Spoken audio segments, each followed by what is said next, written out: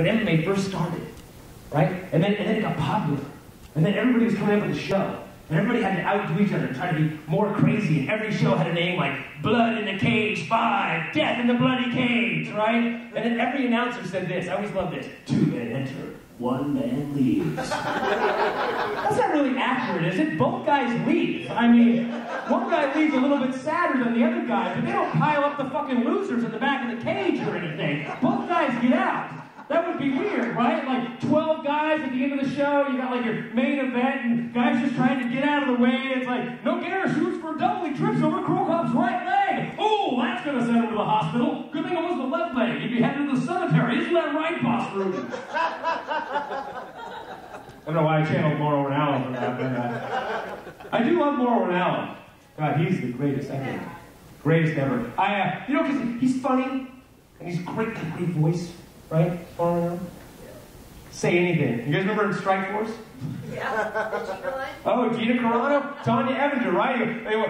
Party goes, I'm not going to touch that with a 25-foot pole. And he goes, I'd like to touch that with a 25-centimeter pole.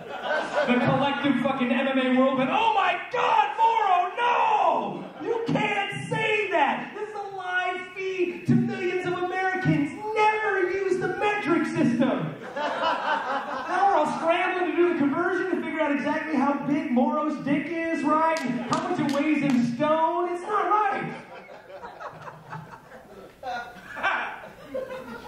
Fighters are getting better every day too, right? Because you know, you build off what you learned in the past, right? Young fighters are getting better. And everyone's mixing. You got like all these great fight communities mixing, like Russians and Japanese and Brazilians and Armenians, and they're having kids, and their kids are growing up learning, and like imagine in a few years you're gonna have a kid who's like been starting to train since he was 2 years old. He's like half Brazilian, half Armenian, or I like to call him a Brazilian, and he would, right? And you would know them immediately because they would have like the really tight Affliction Volley Judo shorts with cologne sponsors all over them, and you smell them before they even get into the cage, and they have fucking awesome names like Mauricio Armbarian or some shit, right?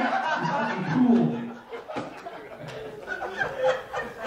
They love their cologne. That's my new $1 million idea. I'm gonna create a cologne that's dedicated just to the Armenians. It's gonna be called Glendale.